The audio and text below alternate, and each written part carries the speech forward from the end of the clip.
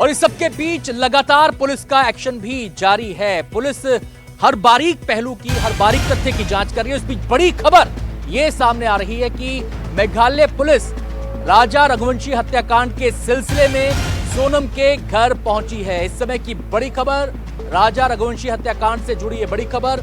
मेघालय की पुलिस पहुंची है सोनम के घर पर। इंदौर में सोनम के घर पहुंची है मेघालय पुलिस, क्योंकि इस मामले की जांच शिलांग से लेकर इंदौर तक कई पहलू उसके खंगाले जाने हैं। सोनम के परिवार वालों से पूछताछ की जा रही है। सोनम के परिवार वाले भी जांच के दायरे में हैं, क्योंकि राजा रघुवंशी के भाई की तरफ से सवाल उठाया गया था कि पूछा जाना चाहिए कि उन्हें जानकारी थी या नहीं थी।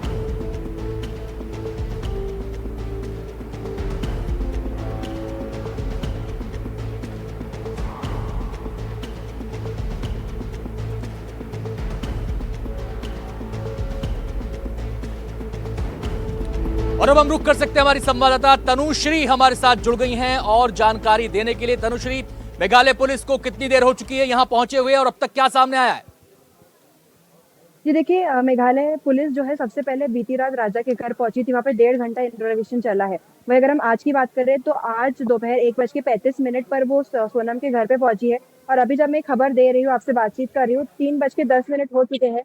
एक 1.5 घंटे से भी अधिक समय बीत चुका है। अभी भी जो इंटरोगेशन है वो सोनम के घर वालों जी, से लगातार जारी है। क्या अंदर जो है परिवार वालों से की जो सवाल टीम है, पूछे जा रहे हैं, पूछताछ हो रही है उनसे?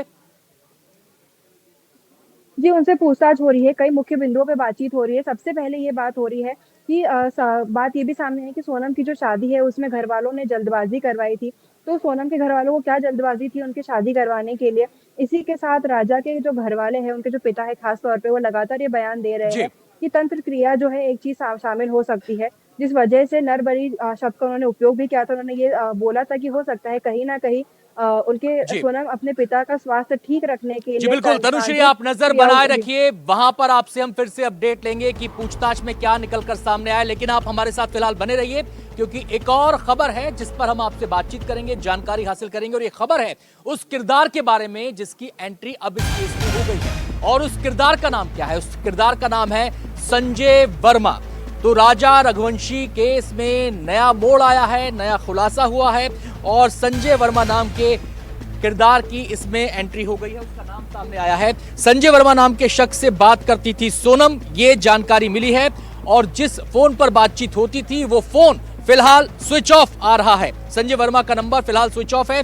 1 मई से 25 मार्च के बीच, 1 मार्च से 25 मार्च के बीच सोनम ने 119 बार संजय वर्मा को कॉल किया था। अब सवाल उठना लाजमी है कि आखिर इस बातचीत में किन मसलों पर बातचीत होती थी, इस बातचीत का केंद्र बिंदु क्या था, संजय वर्मा को सोनम कैसे जानती है, संजय वर्मा कौन है, संजय वर्मा के संपर्क में ये कैसे आई, क्यों इतनी लंबी बातचीत, क्यों इतनी बार उसने बातचीत की कि 1 महीने के अंदर अंदर 119 बार उससे उसकी बातचीत हो गई। तो अब संजय वर्मा नाम के इस नए किरदार की एंट्री हुई है। सवाल यह है, क्या इस हत्याकांड में इस संजय वर्मा नाम के शख्स की कोई भूमिका है या नहीं है, यह भी अब जांच का विषय है। और जब तक संजय वर्मा से पूछताछ नहीं होती, तब तक उसका जो पहलू है, उसके जो किरदार है, उसके बारे में जानकारियां खुलकर सामने नहीं आ पाएंगी।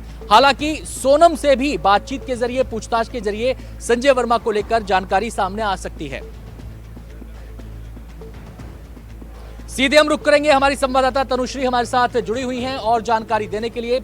आप तनुश्री ये बताएं कि संजय वर्मा के किरदार की एंट्री हुई कैसे, कैसे पता चला इसके बारे में?